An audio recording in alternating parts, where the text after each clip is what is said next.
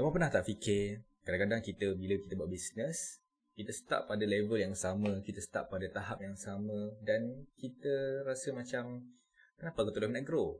So, dalam sesi sharing kita pada hari ini, kita akan kongsikan kepada tuan-puan ada beberapa sebab yang tuan-puan perlu tahu kenapa bisnes tuan-puan tak boleh grow. Hai, Assalamualaikum, saya Fahmi. Dalam sesi sharing kali ini, saya akan rungkaikan kepada tuan-puan 80-20 Rules in Business and Marketing. Okay, ini adalah daripada buku yang ditulis oleh Perry Marshall, yang mana buku ini sangat-sangat best dan juga sangat-sangat bagus untuk tuan-puan baca.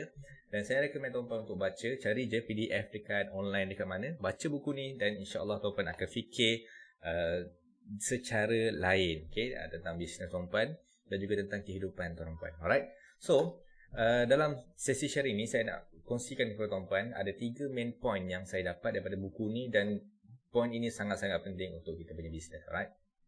First kali ialah tentang level business. Okay. Bila kita run business, sebenarnya dia ada level-level yang tertentu. Alright. Kalau ikut kepada Perry Marshall, level dia ialah daripada 0 sampai 1 million, itu level pertama. Daripada 1 million sampai 10 million, itu level yang kedua. Daripada 10 million sampai 100 million, itu level yang ketiga. Alright. So, tapi kita bila mana kita nak applykan dalam bisnes kita, okay, kita tak applykan dari segi million-million itulah, sebab kita baru mula bisnes, tapi kita nak tahu apakah tahap bisnes kita. Jadi saya pecahkan kepada 4 bahagian. Yang pertama ialah daripada 0 sampai 10,000 yang pertama anda. Alright. Kalau dalam masa sebulan anda masih lagi belum capai 10,000, maksudnya anda berada pada tahap yang pertama ini. Okay. Yang kedua ialah daripada 10,000 kepada 50,000 yang pertama anda, dan yang ketiga ialah 50,000 kepada 100,000, dan yang keempat ialah 100,000 hingga ke 1 million yang pertama anda. Alright. So ini adalah level-level bisnes yang kita kena tahu dan juga yang kita yang kita kena check balik semula. Okay. Bisnes kita ni pada tahap yang mana. Alright. So pada tahap pertama dan juga yang kedua, okay, kita kena tahu fokus kita perlu pergi ke arah mana. Okay, so kalau kita baru je berniaga ataupun kita berniaga dah lama dah tapi masih lagi berada pada tahap yang rendah, tahap yang 1 ataupun 2, maka kita kena tahu fokus bisnes kita itu kepada mana. Okay, kita kena letakkan fokus bisnes kita itu kepada high paying task. Apa maksud dia high paying task?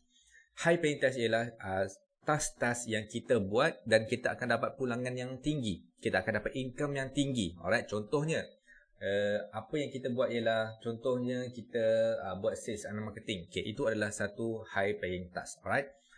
Dan kita kena tahu berapa banyak effort yang kita letakkan pada high paying task ini. Alright. Kita kena cari apakah effort ataupun apakah masa yang kita letakkan, berapa lama masa yang kita letakkan untuk high paying task ini. Alright. So, katakanlah kalau kita letak just 20% yang kita lakukan itu tuan-puan, tetapi 20% itu kita dapat hasilkan 80% result. Okay. So inilah yang kita nak kan tuan-puan. Bila kita buat 20% daripada task, okay, kita dapat 80% pulangan. Okay. Tapi kita tak nak yang kedua ini, iaitu kita buat 80% the task tapi hasilnya just 20% sahaja. Okay.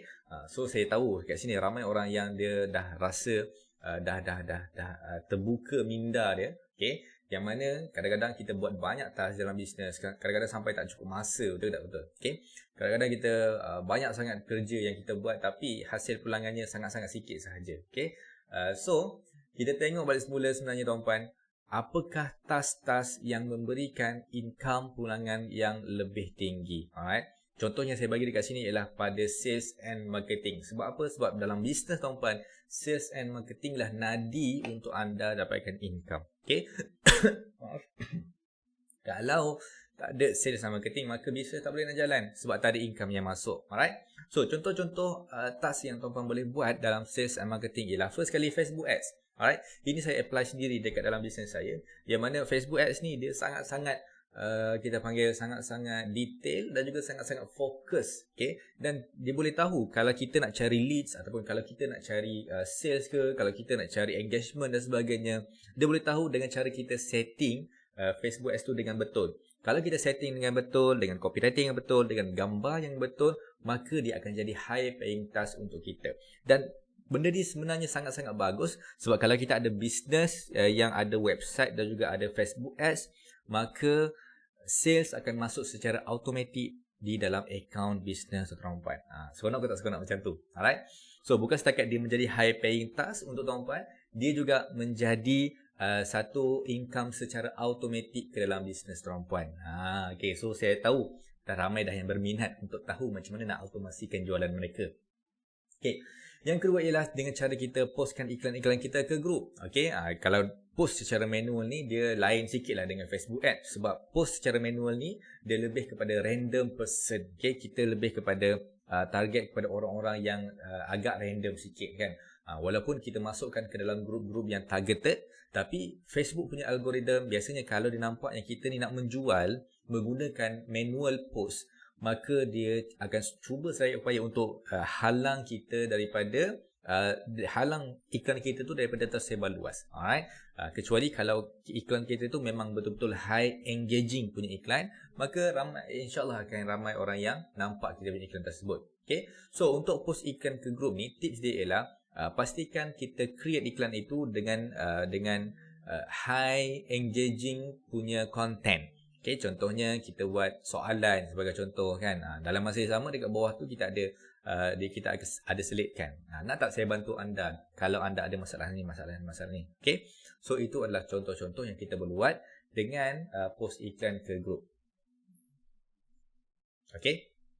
Saya nak check je. Okay.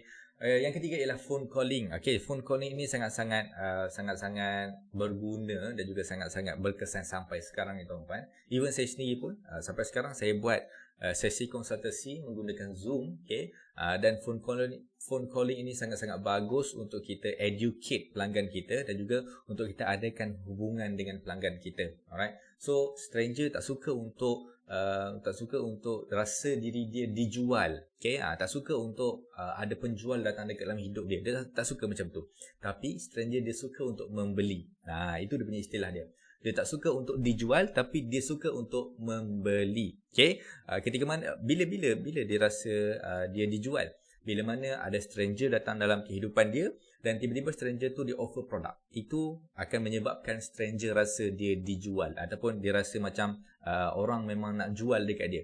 Tapi bila masa pula stranger tu dia suka nak beli. Okay, bila mana kita datang dekat dia dan kita educate dia, kita bagi dia value dan kita offer produk. So dia akan rasa yang kita ni nak bantu dia dan dia tak akan rasa macam dia tu dipaksa untuk membeli, tapi dia sendiri yang akan rela untuk membeli. Okay, so itu adalah phone calling.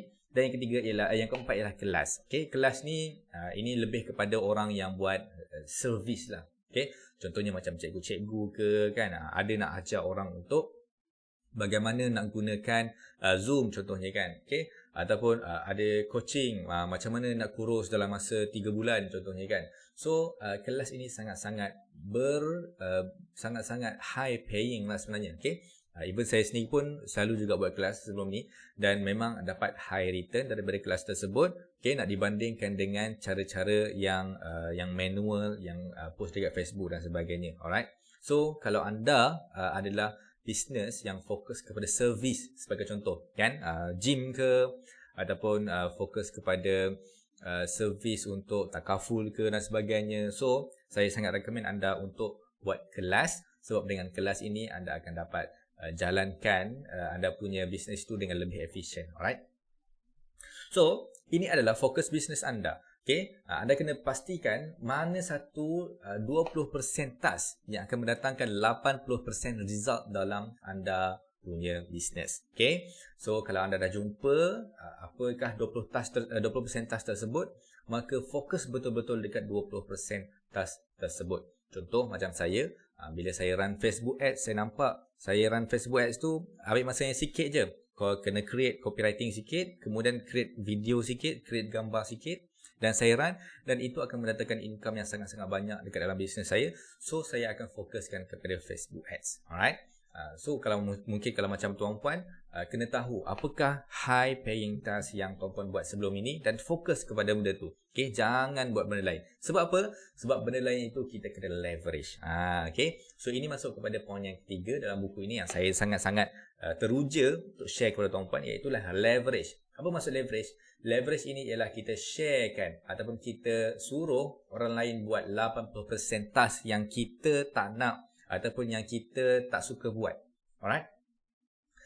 Kan dari sini tadi ada 20% yang 20% task yang mendatangkan 80% result, ada lagi 80% task yang mendatangkan 20% result. Okey, tapi 80% task ini penting tuan-puan. Okay, kita kena buat juga 80% task ini, cumanya dia tak datangkan result yang tinggi. Okey.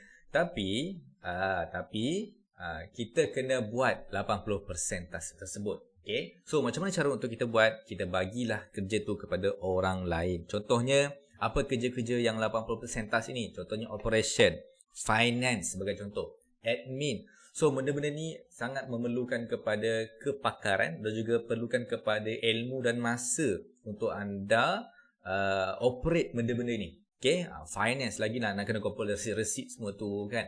Nak kena kumpul bil-bil, okay, sebab nanti hujung tahun nanti nak rebate balik semula cukai dan sebagainya. So benda-benda ni sangat-sangat penting untuk anda tahu sebab ia berkemungkinan besar akan memberi efek kepada bisnes anda kalau anda tak ambil cakna tentang benda-benda ini. Okay, tapi anda tak suka buat benda tu. So macam mana nak buat? Bagilah kepada orang lain. Okay, hire staff. Okay, ataupun hire freelancer, hire orang lain untuk buatkan perkara-perkara yang anda tak suka buat tadi tu. Okay, contoh yang lainnya ialah customer service kan. Saya ada seorang pelanggan, okay, klien saya yang mana sebelum ni dia buat produk kita panggil Android box lah kan. Android box, dia cakap sale untuk Android box tu memang sangat-sangat padu, sangat-sangat kau kan. Sampai sekarang dia punya sale dah 40,000 dah sale dia. Okay. Tapi yang menjadi masalahnya ialah after sales service. Okay, yang mana Android box tu benda barang teknologi dan dia ada masalah. Okay, barang teknologi dia tidak ada masalah sebab dia bukan server yang official.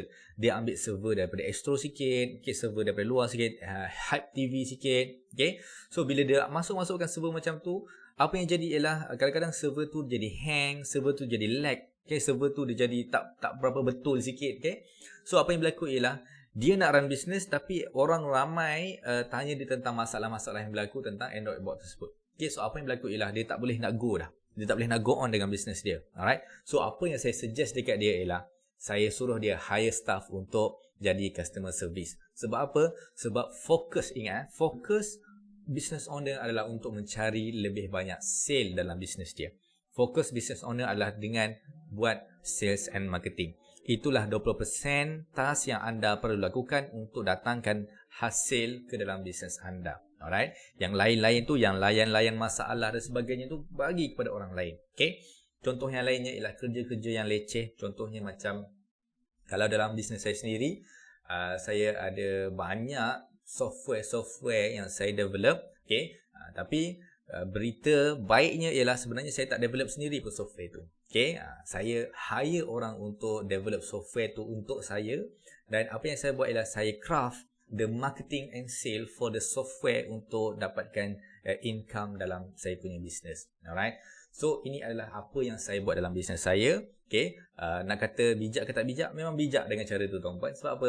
Sebab kita leveragekan apa yang kita tak suka buat ataupun apa yang leceh bagi kita boleh belajar benda tu. Okay? Tapi kita rasa macam benda tu leceh dan membuang masa kita je untuk belajar tu. So apa kata kita bagi je dekat orang lain, bayar je 2-3-400 dekat orang lain kan. Biar orang tu siapkan software tu, kemudian kita fokus kepada sales and marketing. Alright. So ini adalah 3 point daripada buku 80-20 Rule in Business and Sales daripada Perry Marshall. Saya recommend sekali lagi tuan-puan kalau nak baca buku ni, saya recommend sangat-sangat dapatkan buku ni dan baca sampai habis tuan-puan. Dan sebelum kita tamatkan tuan-puan, seperti biasa, siapa yang nak sesi coaching bersama dengan saya selama 6 bulan, okay, sangat-sangat limited. Sekarang ni dah nak tutup dah pendaftaran. Okay, coaching selama 6 bulan. Okay, dalam coaching tu kita akan sharekan kepada tuan-puan semua perkara-perkara yang tuan-puan perlu tahu tentang bisnes daripada mula sampai habis. Okay, dari segi copywriting, dari segi gambar. Okay, sebab saya perasan ramai klien saya yang ada masalah dari segi copywriting dan juga gambar. Sebab itulah dia tak boleh nak go on, tak boleh nak grow bisnes mereka. Alright, so kita nak fokuskan kepada sales and marketing ini untuk bisnes anda supaya bisnes anda boleh grow, dan juga kita nak bagi ilmu kepada anda bagaimana cara untuk leverage. Siapa yang saya nak hire, macam mana saya nak hire, okay? Di mana saya nak hire. Semua ilmu-ilmu tu kita akan share dalam sesi coaching 6 bulan tersebut. Sebab apa kita buat selama 6 bulan? Sebab ini adalah business journey, tuan-puan. Dia tak akan boleh tiba-tiba naik dalam masa 1 hari, dalam masa 2 hari, dalam masa seminggu, dalam masa sebulan. No. Kita akan guide anda selama 6 bulan tu supaya anda boleh grow dengan sustain, kemudian anda boleh grow lebih lagi daripada bisnes anda. Alright. So sebab tu kita buat selama 6 bulan, sebab kita kena step by step. Alright. So bagi anda yang berminat untuk join sesi consultation ataupun coaching selama 6 bulan itu, okay, saya jemput anda untuk pergi kepada laptopcancel.com/coach. Okay, dekat situ anda boleh book sesi consultation selama 30 minit secara percuma sahaja. Nilai dia ialah RM300, tuan-puan, tapi saya berikan secara percuma sahaja. Dalam sesi itu kita akan bongkarkan kepada tuan-puan apakah masalah-masalah ataupun isu ada karat dalam bisnes anda yang menyebabkan anda tak boleh nak grow. Kemudian yang kedua ialah apakah possible solution untuk anda take action untuk bisnes anda supaya bisnes anda boleh keluar daripada masalah tersebut. Okay. So dalam sesi itu kita akan tengok sama ada fit ataupun tidak untuk program coaching selama 6 bulan tersebut. Kalau anda rasa sesuai, boleh teruskan dengan sesi coaching selama 6 bulan tersebut. Kalau rasa tak sesuai, okay, so anda boleh terus ikut follow kami di Telegram, YouTube dan sebagainya. Okay, no commitment yang tuan-puan kena bayar dan sebagainya sebab ia adalah free of charge sahaja. Alright. So that's it untuk pagi ni, tuan-puan. Terima kasih kerana bersama dengan saya. InsyaAllah berjumpa lagi, tuan-puan, dalam video seterusnya. Assalamualaikum warahmatullahi wabarakatuh.